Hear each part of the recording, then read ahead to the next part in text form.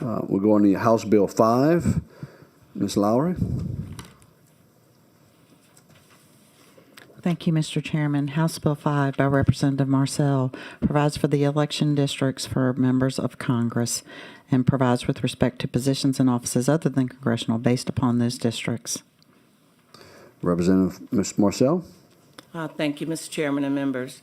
Again, I've filed a similar bill to this one in previous sessions, and we're here to this session, a special session, to address this issue. So I'd like to give you some information on this bill, if that's okay. Proceed. Good. So good morning, members. This has been vetted by the federal courts, House Bill 5, and the map that I'm presenting to you today. And it now provides you with the clearest path to remedy the state's violation of Section 2 of the Voting Rights Act. This map builds off of my bill that was presented in this committee 2 years ago. During the roadshow and first redistricting session, as well as bills and amendments that were filed again throughout the multiple sessions when the legislature has been convened with a directive to pass a map that complies with state and federal law. The common links between those maps and this are multifold, including the fact that it performs better than an enacted map on multiple redistricting criteria like parish splits and compactness, among other metrics in Joint Rule 21. And because it unpacks the populations running from New Orleans to Baton Rouge and instead provides a new configuration of District 5 connecting Baton Rouge and the Delta parishes, creating new opportunities for fair representation and a second majority Black congressional district. In other words, HB 5 is a better map when graded on the rubric that this legislature wrote for itself in Joint Rule 21 and the redistricting criteria accepted for decades by the federal courts, including compliance with the Voting Rights Act. In drawing this map that complies with Section 2 of the Voting Rights Act, we considered equal population, contiguity, compactness, parish splits, communities of interest, and fracking. Consideration of the legislature's Joint Rule 21 was paramount in this process, but the overall strategy was to balance all of the relevant districting principles without allowing any single factor to predominate. We balanced population in line with the principles of one person, one vote, with efforts to keep as many parishes whole as possible. The few parishes that are split in this map are done so to keep each district with as close to the same number of people as possible.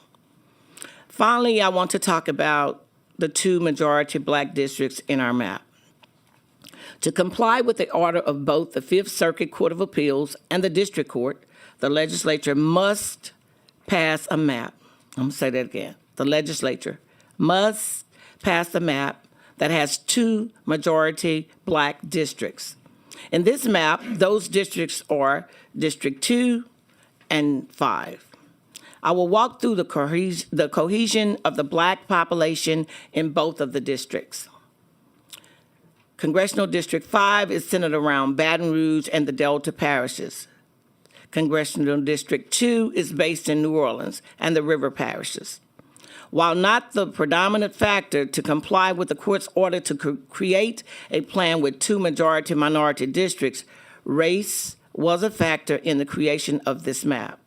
The population is compact enough to draw a district that meets all traditional redistricting criteria, and unlike some of the cases where distant pockets of minority populations have been found to have desperate interests, the court has accepted that the concentrations of Black population grouped together in Council District 5 share cultural, economic, and social and educational ties.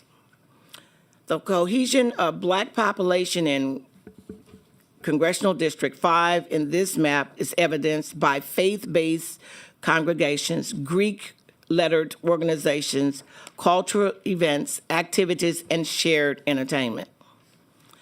The Black churches. I will start with one of the oldest and most important institutions in the Black community, the church.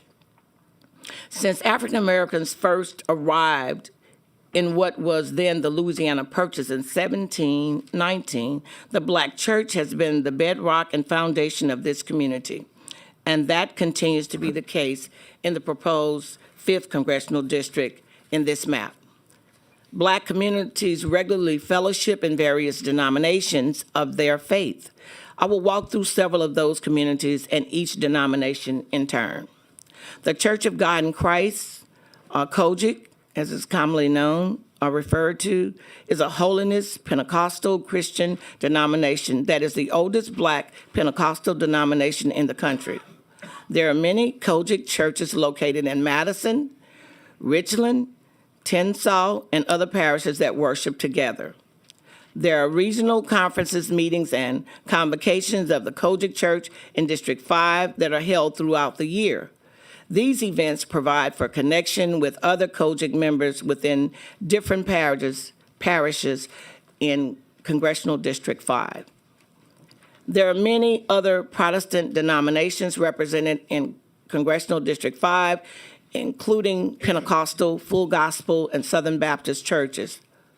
There are also 2 large Black Methodist denominations in Congressional District 5.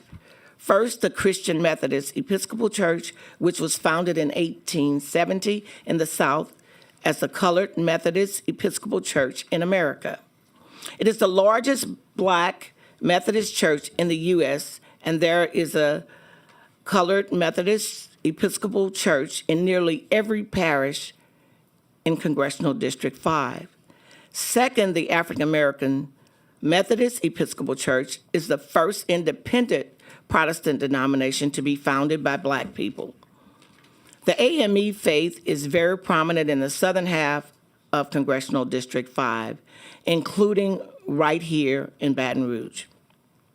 What unites all of these denominations is a shared faith in the gospel of Jesus Christ.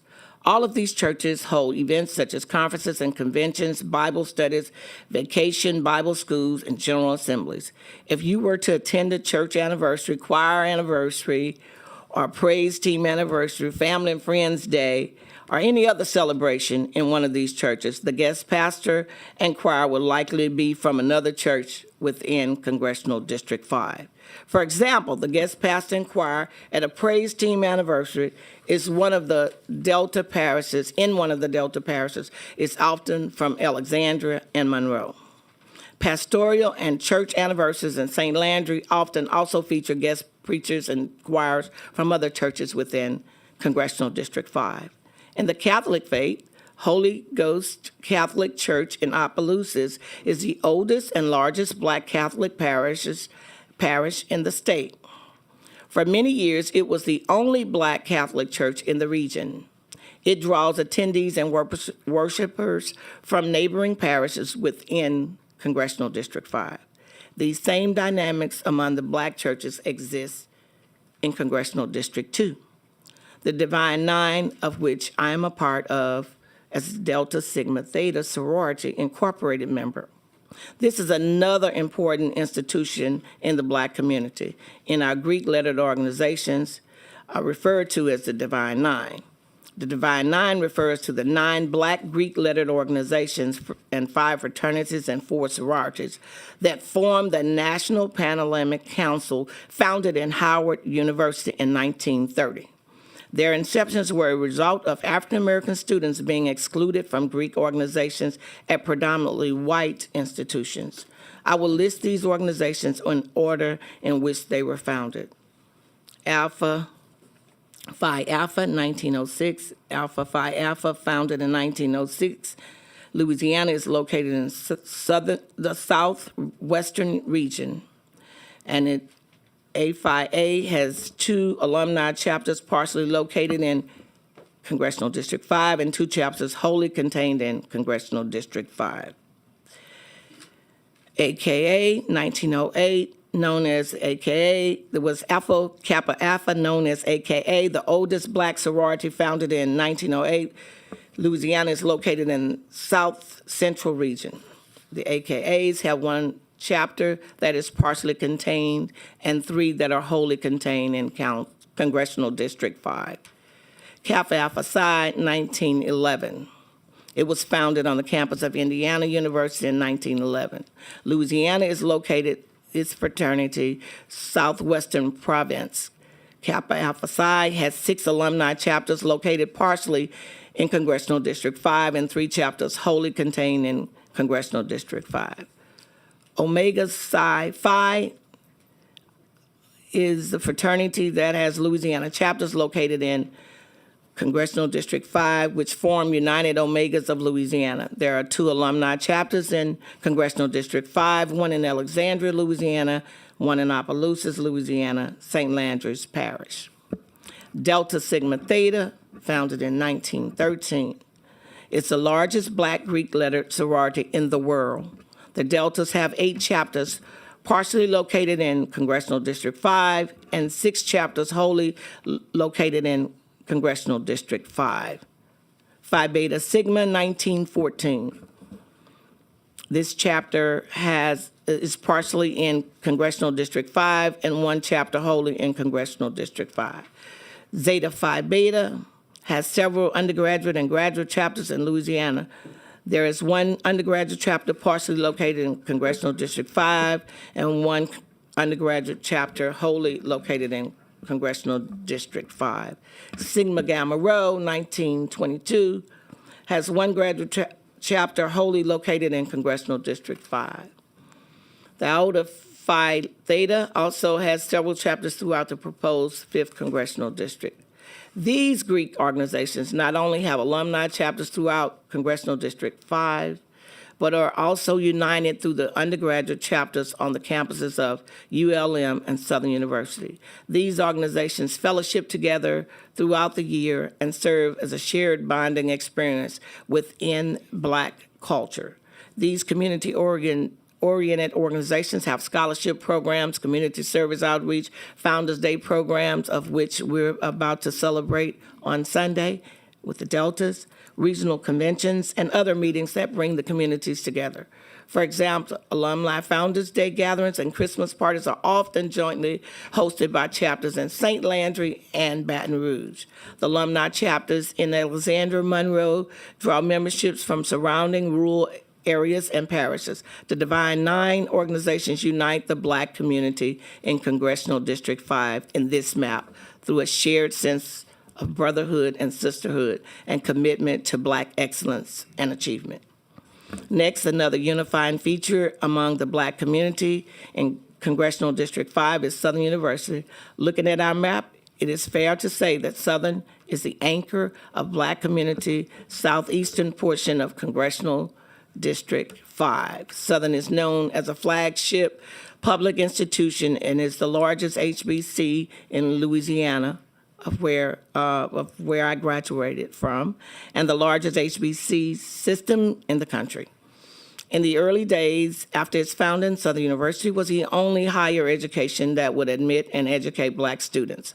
Southern University serves as a pivotal training ground for a community of Black students and attracts the Black community in Congressional District 5. The largest event in the Black community within Congressional District 5 is Southern University's Homecoming, which is held every fall. Homecoming is attended by alumni, families, and friends and supporters from across Congressional District 5. I also want to mention McKinley High School in Baton Rouge. For many years, McKinley was the only high school option for Black students in a wide swath of Louisiana. It attracted students from all across the proposed Congressional District 5, followed by the Capitol High School, of where I graduated from, that did the same thing in Congressional District 5. In conclusion, Congressional District 5 is rich in Black history, cultural events, and experiences. As you can see, senators, the Black community in Congressional District 5 in this map is comprised of a cohesive community that includes churches, organizations, and universities. It is time that community has an equal voice in our political process. I think it is important that my motivation for filing this map was made clear on the record, and that I speak here on behalf of the many folks who have voiced support for a fair map from across the state, but who cannot be here today. That said, I attended the Committee on Senate and Governmental Affairs meeting yesterday and saw a parallel version of this map completely shot down. Just like every single other bill members of the Black Caucus have presented in this now 3 sessions since the redistricting process. In fact, I myself sat here with a bill that was very similar to this, and it never made it to the floor. So my concern is that this bill will probably not make it to the floor as well. It is evident to me that whatever map that this legislature want to pass and who has the majority of votes, that is exactly what is going to pass, and nothing else is going to get out of these committees. Although I don't agree with it, at this time, knowing what the politics are at play, I move to voluntarily defer this bill. Thank you. Thank you, Representative Marcelle. Representative Larverdane, do you still want to come to the table, or?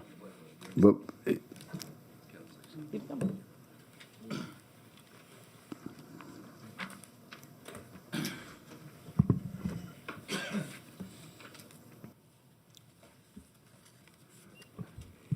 Thank you, Mr. Chair. Members, it is time for us to create a second majority-minority district. This is the time.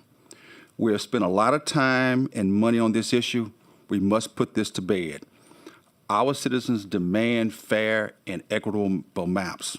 When you look at the state of Louisiana, there are 4.6 million citizens in Louisiana. 33% are African Americans that live in our state. When you talk about the Alabama case, let me tell you quickly about that. The Alabama case, there are 7 congressional seats. In Louisiana, we have 6. So Alabama has a larger population. However, Alabama has 28% African Americans. They have 1 seat, but they're trying to get another African American seat. We have to correct the wrong in Alabama, and we have to correct the wrong here in Louisiana. Section 2 of the Voting Rights Act of 1965 prohibits voting practices and procedures that discriminate on the basis of race, color, and membership of one of the language minority groups. In other words, we cannot intentionally dilute black vote.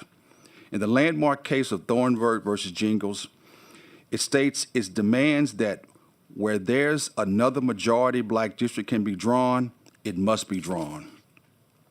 The map that you have in front of you, this map won't proceed forward, but whatever map we have, it has to have compactness, contiguity, preservation of counties and parishes, preservation of communities of interest, preservation of prior districts, and avoiding prior incumbents against each other. We must try to correct this wrong, and this is the time to do it. When you look at District 5, you look at a lot of community of interest. You look at East Carroll, Madison, Tensas, Concordia, there's nothing but poverty in those areas. Good working, hard family people. When they get sick, all of those folks have rural hospitals. You saw what happened with COVID rural hospitals. These are rural hospitals with 30, 40 beds. You can't do a whole lot with 30, 40 beds and no equipment and no staffing. Those folks in the Delta have to come to Alexandria, to Rapides, or Cabrini. They have to go to Ouachita, to St. Francis to get medical help, or West Monroe. Those folks even sometimes have to go to Jackson, out of state, to get health care, or Natchez. When you look at the community of interest, health care is vital. Medicaid is the heartbeat of our community. When folks cannot afford Blue Cross or Blue Shield, they have to have access to hospitals. We can't be here if we're sick and we're unhealthy. The hospitals are the pulling force. All these communities are struggling with poverty. You look at the Delta, farmland, wide open farmland, cotton, soybeans. That's the bedrock of those communities. You look at District 5, that's what you have. They have a connexity. Highway 65 leaves Concordia, goes all the way to 20. Those folks know each other. They attend churches, their families, their friends. My high school in Alexandria plays Ouachita, plays Neville. There's a strong connection in that area. Peabody, which is one of the top schools, has to go play Neville. And then when Ash has to play Ouachita and West Monroe, it's tough because those are strong powerhouses. So all of us family and friends. Look at Avoyes Parish. Avoyes Parish is connected to this community because Avoyes has a small hospital, 30, 40 beds. When you look at healthcare and all these folks have a common interest. They worship together, they visit, they have family, they're friends. The East, West Feliciana, your small hospitals, your rural folks, the churches, the communities, all of them are family, all of them are related. So when you look at District 5, all is family. In Alexandria, I've got a lot of students that attend school in UL Monroe. They attend school in Baton Rouge. So when you look at the community of interest in this area, it's there. We want to make sure that we have 2 districts that are majority and minority.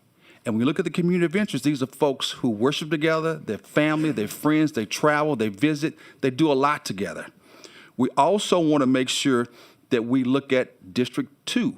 We want to make sure that's our first majority minority district. We want to make sure we protect that district also, because that's important. If we're going to apply the law according to the Constitution, because some of you all are constitutional scholars, I'm not, we have to be fair to everybody. We have to be fair to District 2 congressmen, and we have to be fair to 5, because the courts have asked us to do 2 majority-minority districts. This map will not proceed, but whatever map we have to do what's right and what's fair. If Shelley Dick has asked us to come back and get a district, it's important that we comply with it. You might agree, you might disagree, but at the end of the day, she's the judge. We have to respect her wishes. I go to court all the time. I don't always agree with what the judges say, but I have to comply with it. I'm asking for you all, whatever we do, we need a good, compact district. We have to be fair to District 5, to District 2, and to all of the folks in those districts. Thank you, Mr. Chair. Thank you, Mr. Chairman, for giving me an opportunity to present this So bill. look, Judge Carter, I see you have your button pushed. She's voluntarily deferred the bill. Yeah, but I got comment. Hold on 1 second. I'm trying. There you go. I understand the your decision to defer the bill, but I don't necessarily agree that we need to because we don't have the votes in the committee. We know we don't have the votes in the committee, and we're gonna do the same thing we've done every session: come up with a bill that's really not the best bill we can come up with. The better bills is this bill and some other maps that have been presented, and none of those maps are going to get into consideration. But sometimes you still got to make a record and take a vote. And so, but your decision is to defer it. But I don't necessarily agree that we need not pursue and develop a bill and develop the benefits of the bill for the record. And you said a lot of things, but it's a lot more can be said why this particular map is a good map, why 7 other maps they have are very good maps. But because the leadership is going to let one bill out, we know that, and 1 or 2 bills out, and neither one of them are really good bills, not the best we can do.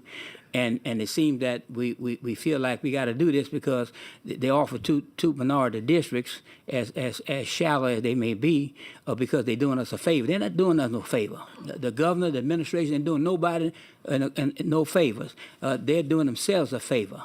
The favor to us would pass one of these decent maps that's compacted, that creates a real second minority district, and to create a map that is going to be challenged either on constitutional ground by the 14th Amendment or by Section 2, just to say you got 2 black districts, it's really not the right thing to do. And while it will happen, we know we can still make a record, and the record is important for future court action. Personally, I don't care what the legislature do with these maps, because on February 5th, there's going to be a trial.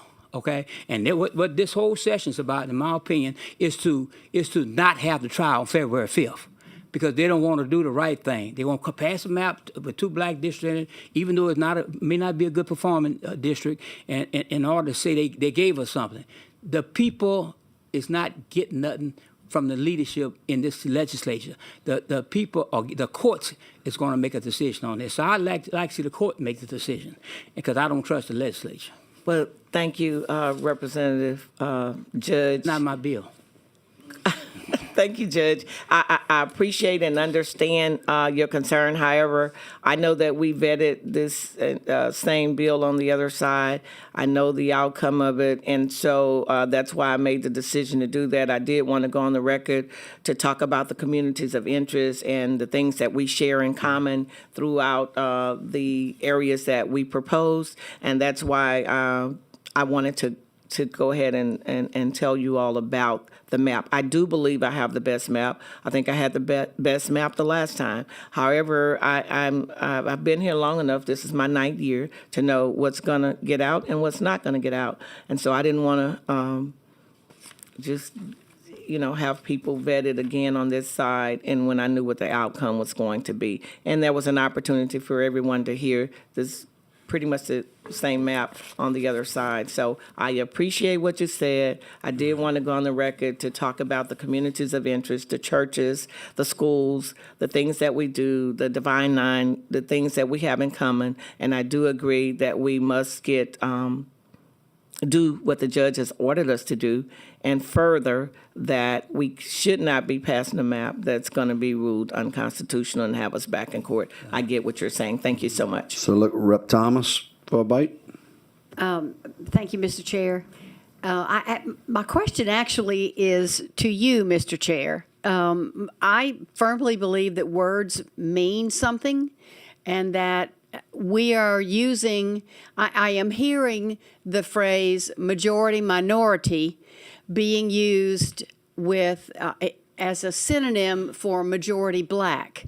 And I would like a clarification on what did Judge Dick order us to do in drawing these maps? Was it majority minority or majority black? It was majority black. Thank you very much. And look, Representative Marcelle, just in light of the comments, especially with what Judge Carter said, and he doesn't care about what the legislator does. I care about everything that goes on in this committee, and we all need to be caring about what we do in this legislature. And so, if anyone doesn't care about this process, it's a shame, because this process is very important. I voted against your map, and I'm only saying this because of all the evidence. You laid out your cases real well. You decimate the communities of interest in my area. I voted against it before, and was very respectful about it, but I understand you had communities of interest, and you laid it all out with the fraternities and sororities. But in the Bayou Teche area and the Acadiana area where we're at, they're decimated, and so I stand firm.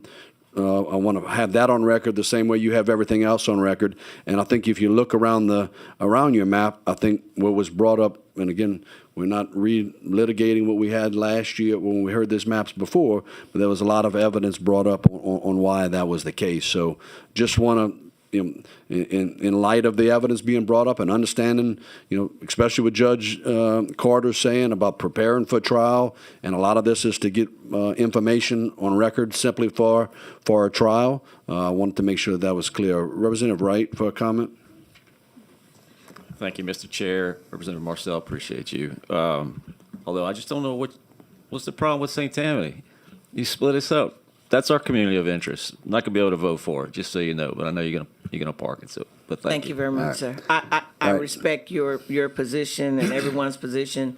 And as I said yesterday in the Senate, when they had the hearing on the similar map, when you decide, or when you were told to make 2 districts, it's going to impact somebody.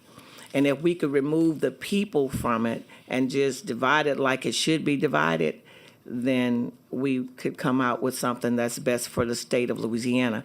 So if it affects your congressional district, your congressman, of course you're not going to be for it. That's why I really believe that Judge Dick should draw the map, and we can stay out of it, and then she can do what's best for the state, because of the interest that everybody up here represents somebody. And I get it, but I also believe that we deserve 2 black congressional districts, and that's my belief. So that's why I keep bringing the bill. But thank you so much, Representative Wright. I understand, and I love the people in your parish.